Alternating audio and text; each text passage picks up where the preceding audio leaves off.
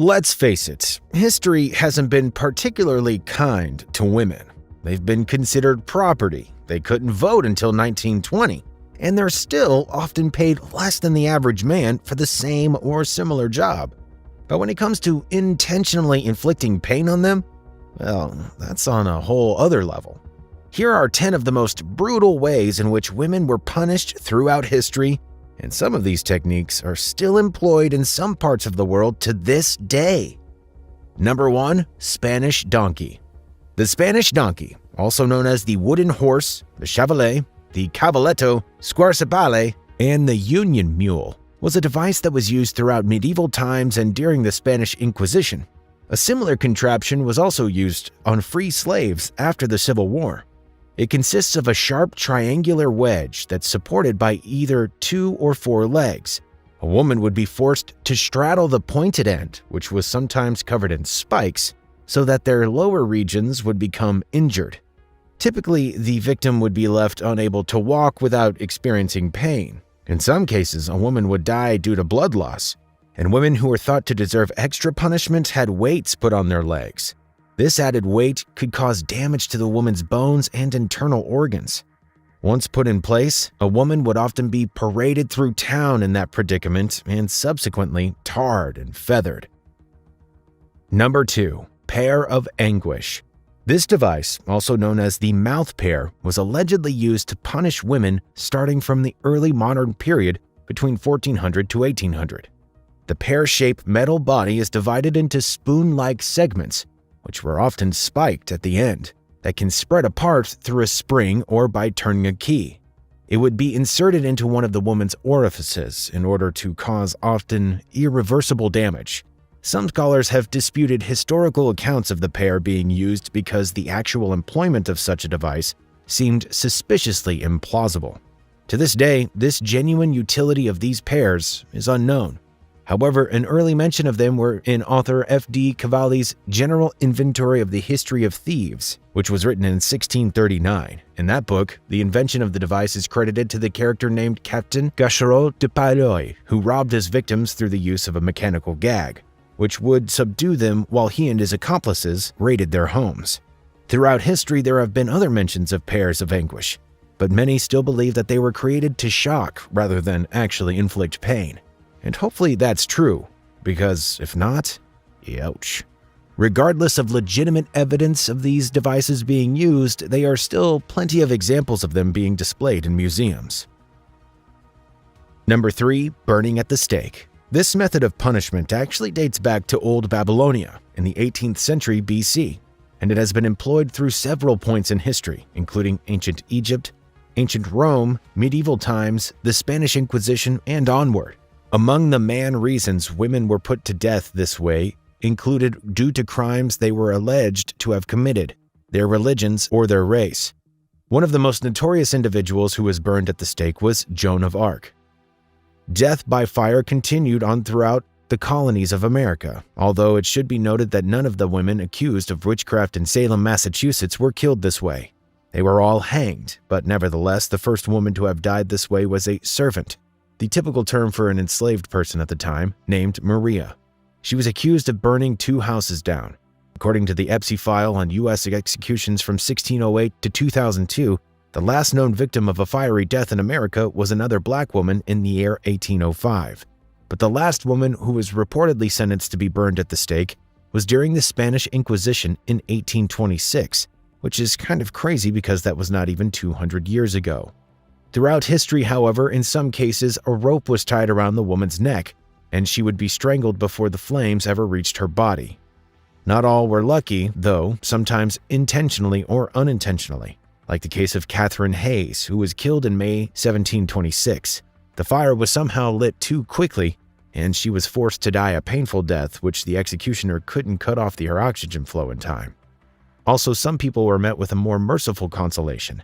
They were given bags of gunpowder to tie between their legs and under each arm. That way the bags would explode, causing the victim to be killed faster than waiting to be engulfed in flames. But like with the strangulation method, was not always effective. For instance, if the wind that day was too strong or if the wood used was too green, extensive suffering seemed unavoidable. It's also noting that, contrary to popular belief, none of the women accused of witchcraft in Salem, Massachusetts, were burned to death. Instead, they were all hanged. Other mechanisms were used in history to accomplish similar results, including the brazen bull, which was a metal structure in the form of a bull that was heated and then condemned person was put inside of it. Number 4. Stoning. This punishment, just like the last one, is pretty self-explanatory. It involves a group of people throwing rocks at someone until they pass away. Religious writings even suggest this form of punishment for a number of different offenses, like breaking Sabbath, cursing God, rebellion against parents, having inappropriate relations with animals or family members, or engaging in adultery.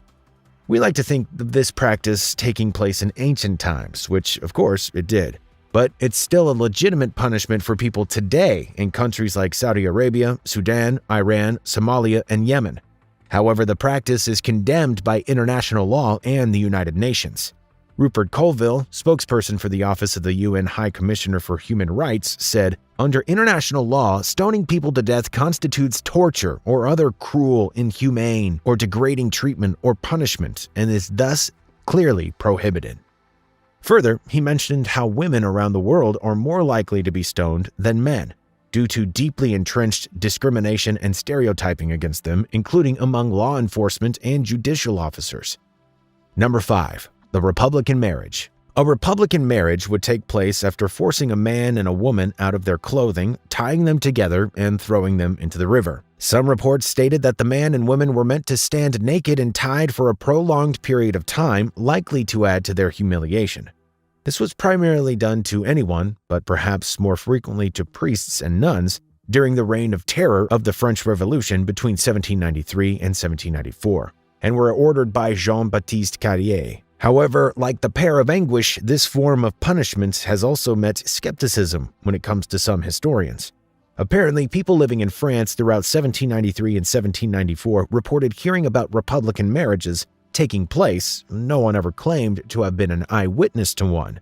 There was such little evidence of these practices actually being used that the assistant prosecutor and defense at Carrier's trial mentioned that fact and had accusations around Republican marriages crossed off the indictment by the president of the jury. Never fear, however, because the remaining facts surrounding the Reign of Terror were sufficient enough for Carrier and several of his accomplices to be sentenced to death anyway. In terms of the etymology of the term, it appears to be making a mockery of secular marriages. Books have mentioned parents being horrified when their children planned a Republican wedding instead of one in the local church. Number 6. The iron chair. Like burning at the stake, this type of punishment involves fire, but this one involves furniture, and likely the most uncomfortable chair you could ever own.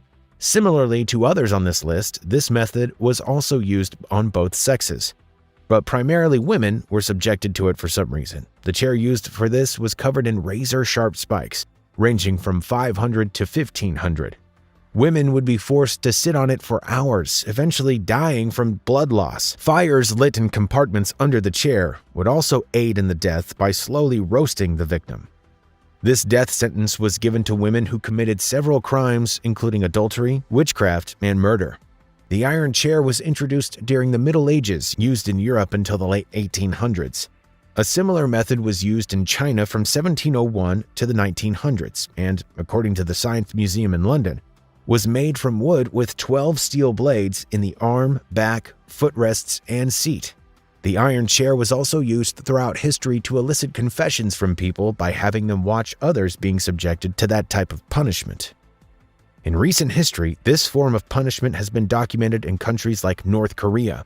In fact, it's been reported that the use of iron chairs is a common practice in prisons there. Number 7. Catherine's Wheel. Not to be confused with the British alternative rock band of the same name in the 1990s, this horrific punishment device was named after a woman that couldn't seem to kill, Saint Catherine of Alexandria. As a devout follower, Catherine was sentenced to death during the persecution of Christians under Emperor Maxentius. This is known lore that when Saint Catherine touched the wheel, it became broken and cracked. She would ultimately meet her demise after being beheaded. Before that legendary day, it was called a breaking wheel. Interestingly enough, and going back to another woman on this list, Joan of Arc reportedly heard the voice of St. Catherine nearly 1,000 years after her death, and it was inspired by her words to go down the path of martyrdom. Further, iconography of St. Catherine, including the portrait by Michelangelo, feature her with the broken wheel, or a smaller version of it as seen in her hands. Similarly, a sword, which was used as a substitute to end her life, is also often included in these images. But the wheel itself was sometimes covered in spikes, and the unfortunate victim would have their backs strapped to it, and then a club or other instrument would be used to bash their limbs. Death by the Catherine's wheel was often a slow process, and some people did not get the release of death until 4 days of torture. It was used throughout Europe and the rest of the world, but in colonial America, several enslaved people were killed on one of these wheels. Outside the context of brutal torture, and aside from the band mentioned earlier, this device has continually been mentioned in popular culture throughout history, including several songs called Catherine Wheel, 2 novels called The Catherine Wheel, and many others. Also, Catherine Wheel was the older name for the cartwheel in gymnastics, and currently is a type of spoked window and a type of flowering evergreen. Moreover, several people, organizations, and places include Catherine wheels in their coat of arms. Number 8. The Breast Ripper. As the name suggests, this device is used to maim a woman's body. Sometimes the prongs would even be heated. In other forms, it also refers to as the iron spider or simply the spider. The device included 4 claws that were used to rip exactly what the name says it did. Women subjected to this punishment were often unmarried mothers and those accused of adultery. Besides inflicting pain, the purpose of this was to use it to mark their bodies of the female victims forever.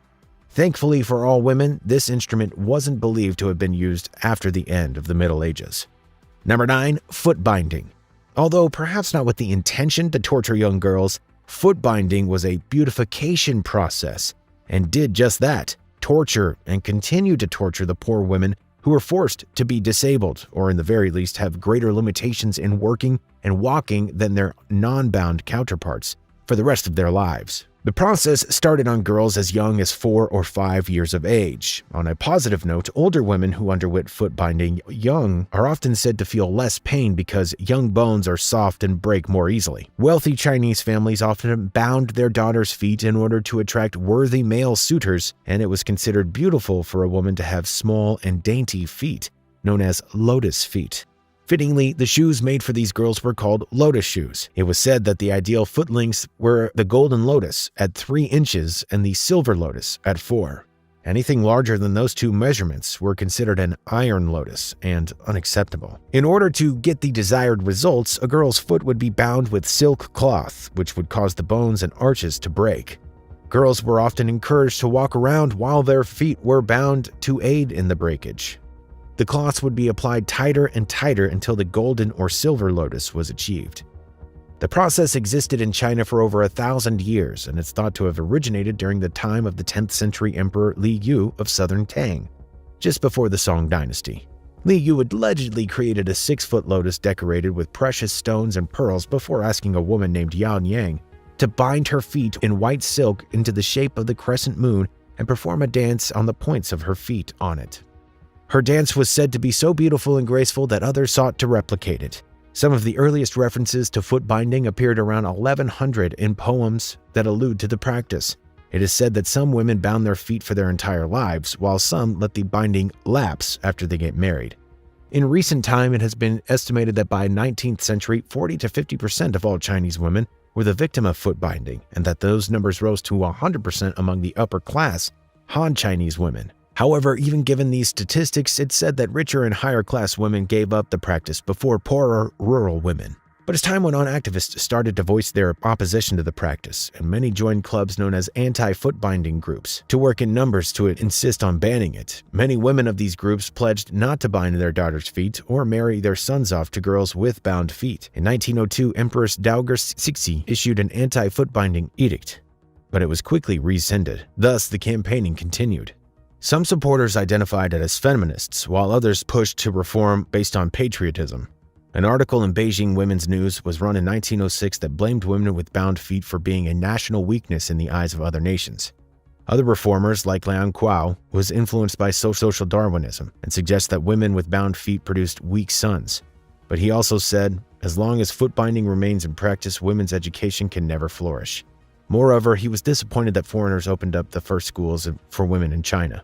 He thought that Chinese women should be educated by other Chinese people. Finally, at the urging of missionaries and Chinese citizens alike, the Republic of China government banned foot binding in 1912. Although the ban was not actively implemented in some regions, it was very successful. In 1929, a survey of one province, there was only 2.3% of girls born before 1910 had unbound feet, showed that 95% of them were unbound at that time. Similarly, in the region of South Beijing, Dijiang, where over 99% of women once had bound feet, no new cases were found in girls born after 1919. Although the practice was considered to have been virtually disappeared by 1949 in most parts of China, some young girls and women continued foot binding in secret, and their mothers would trick government officials when they came around for inspections by placing the bound feet into bigger shoes. But the last reported case of foot binding was in 1957. And as stigmatization continued, the last Chinese shoe factory making lotus shoes, the Zhixiang Shoe Factory in Harbin, was closed in 1999, likely due to lack of demand. In modern times, of the small amount of women who had bound feet, some report regretting having it done to them. One woman said that she regretted engaging in the process because now, instead of standing for high class and privilege, bound feet stand for female subjugation. She commented that she couldn't dance or move properly, but she also said that she didn't really have a choice at the time because if you don't bind your feet, you wouldn't have anyone to marry you. Another woman reported that sometimes her feet hurt so badly that she can't even put them on the ground. Thankfully, the practice has pretty much been abolished, so girls and women no longer needlessly suffer like that.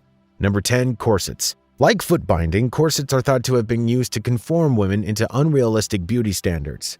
The corset is a support garment that is worn to hold and train the torso into a desired shape, traditionally a smaller waist and larger bottom, aka the hourglass. They were also used to support and exaggerate a woman's chest. Both men and women have been known to wear corsets throughout history, but they were more prevalent among females. They've been around for 500 years, and the first evidence of them was referred to as stays in the 16th century. In fact, during Catherine de Medicis' reign in France, between 1547 to 1559, she banned women with thick waists from attending court. However, corsets did not become popular as underwear until the 18th century. Some women still wear corsets or versions of them to this day.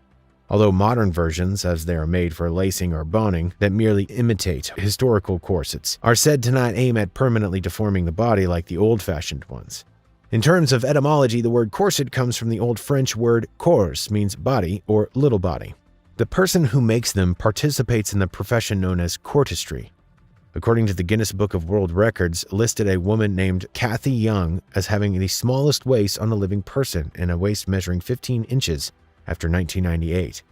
Despite their popularity, tightly laced corsets, mostly those used in the past, but some in modern times too, can cause detrimental effects. They can restrict breathing, which can lead to faintness, and continued or elongated use can cause waist deformity, specifically rib deformities.